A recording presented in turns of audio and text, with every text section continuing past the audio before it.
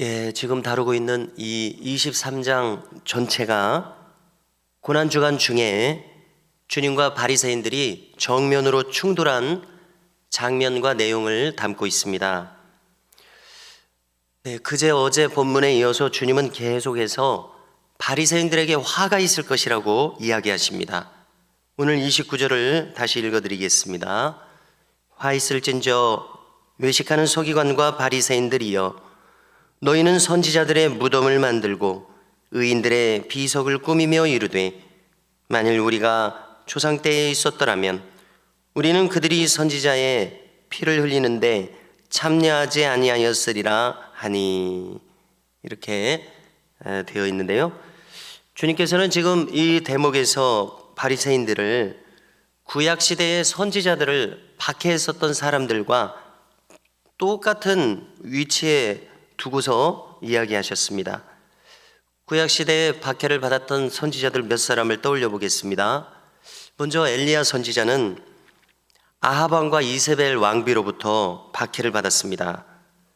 그리고 이사야 선지자는 자기 손주뻘인 므낫세 왕으로부터 박해를 받았습니다.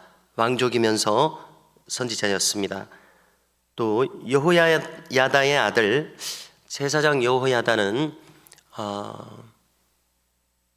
그 악한 왕들이 계속되는 와중에 신앙 개혁을 일으켰었습니다. 그리고 그의 아들이 사가랴입니다.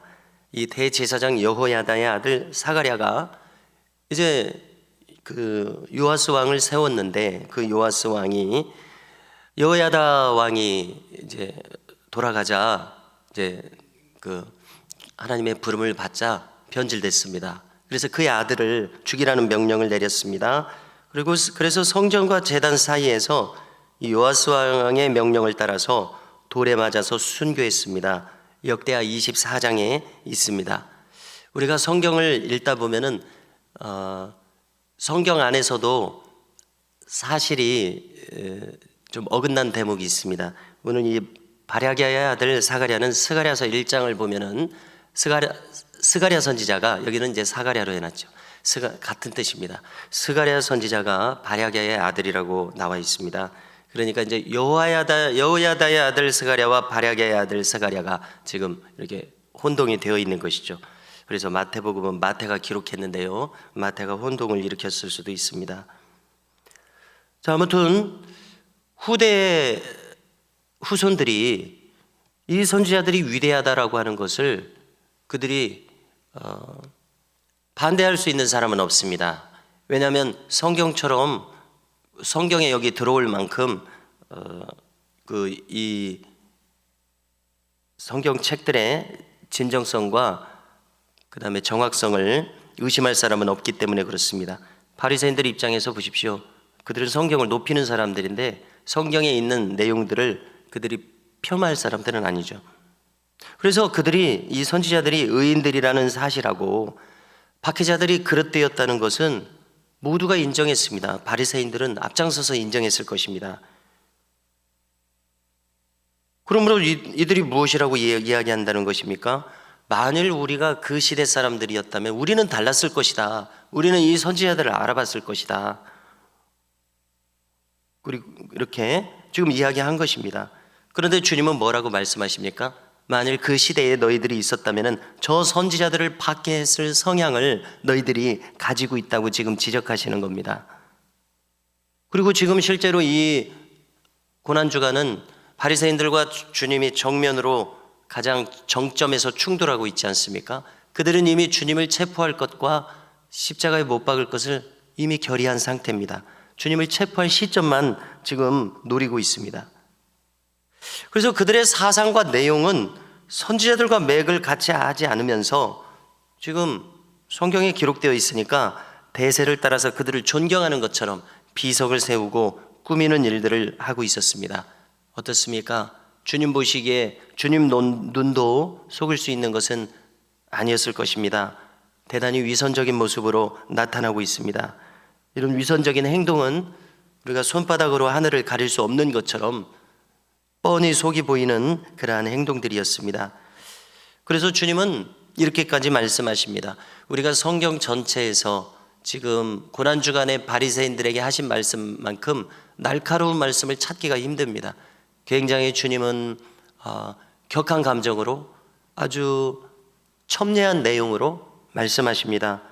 그래서 우리가 듣기에도 상당히 힘든 말씀을 하세요. 34절을 보니까 33절에서 보니까 그들이 어찌 지옥의 판결을 피하겠느냐. 대단히 진지하고 심각한 말씀을 하셨습니다. 무슨 뜻입니까? 하나님 심판 피할 수 없다, 이런 이야기입니다. 34절을 보면은 하나님은 각 시대마다 그분의 종들을 보내셨습니다. 선지자들을 보내셨습니다. 그런데 때때로 그분의 종들은 박해를 받고 때로는 죽임을 당하기까지 했습니다. 십자가에 못 박기까지 했습니다. 우리가 그런 사례를 찾아볼 만한 자료는 없습니다만은 못 박아서 죽였습니다. 회당에서 채찍질했습니다.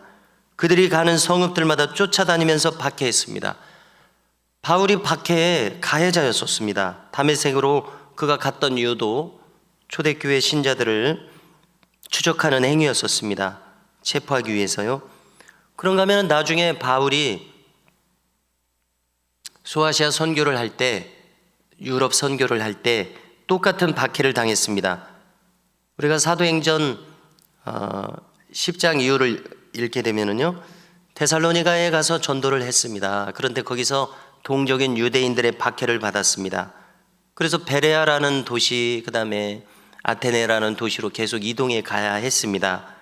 그때 데살로니가 성에서 박해를 받아서 어쩌면 이제 죽임을 당할 수도 있는 그 상태에서 베레아까지 갔습니다. 그랬더니 데살로니가에 있는 유대인들이 베레아까지 와서 바울을 박해했습니다. 35절을 보니까 의인들의 계보를 간략하게 이야기하시는데요, 우리가 잘 아는 첫 번째 순교자 아벨입니다. 가인으로부터 의의 길을 추구했기 때문에 순교를 당했다고 봐야 되지 않습니까? 그리고 바랴기야의 아들 사가랴까지 모든 의인들의 흘렸던 피가 있을 것이다. 주님께서 뭐라고 하십니까? 그 호소하는 피에 대해서 저 박해자들은 책임을 지게 될 것이다, 이런 요지로 말씀하셨습니다. 저 의로운 피가 다 너희에게 돌아가리라. 36절 보십시오. 내가 진실로 너희에게 이르노니 이것이 다 이 세대에 돌아가리라 말씀하십니다. 우리는 소속을 분명히 하면서 살아야 될 것입니다. 자, 많은 사람들이 있습니다. 주님 편에 확고히 선 사람들이 있고 또 저 박해자들의 편에 서 있는 입장이 있습니다. 이 양자의 차이는 분명하고 또 분명합니다. 어제 거론한 것처럼 그 심령에 의로움과 자비함과 신실함으로 가득 차 있는 사람들이 있는가 하면 그렇지 못한 사람들이 있습니다. 이 입장 차이가 분명합니다. 그래서 어제 오늘 본문을 통해서 주님은 우리에게 물으신다고 생각합니다. 그대는 생명에 속해 있는가, 아니면 저들처럼 위선자의 마음으로 살아가고 있는가, 우리에게 묻고 있다고 생각합니다. 왜냐하면 주님이 지금 정말 이처럼 날카롭고 첨예하게 말씀하시는 대목이 또 없는 것 같아요. 이 양자의 입장 차이는 분명합니다. 주님 보시기에 분명합니다. 이 바리새인들에 대해서 이렇게 최악의 평가죠. 이런 말을 하실 만큼 분명합니다. 결코 물러섬이 없으십니다. 그러므로 우리는 분명히 의와 인과 신, 의로움, 자비함, 신실함을 분명하게 추구하는 그 입장에 서 있어야 되겠습니다. 주님은 이들을 보시면서 탄식하십니다. 이 바리새인들을 보시면서 감정이 격해질 대로 격해져 있습니다. 주님이 이 격해지신 감정이 무엇을 나타내겠습니까? 우리가 이것을 헤아려 봐야 될 텐데요, 주님은 슬퍼지셨습니다. 37절에 보니까 예루살렘아 예루살렘아 선지자들을 죽이고 내게 파송된 자들을 돌로 치는 자여, 안탈기 그 새끼를 날개 아래에 모음같이 내가 내 자녀를 모으려 한 일이 몇 번이더냐. 여기 이 주님의 마음이 드러나 있습니다. 그러나 너희가 원하지 아니하였도다. 마음으로 주님을 향했더라면, 주님을 조금이라도 원하게 되었더라면 그들은 하나님의 마음을 알았을 것입니다. 그런데 우리가 종이 한 장 차이라고 하죠. 동전에 앞뒷면 뒤집는 것은 너무나 쉬운 일일 것입니다. 그런데 그들의 마음이 그렇게 돌이키지 않아서 원하지 아니하고 있습니다. 참 뼈아픈 말이라고 생각합니다.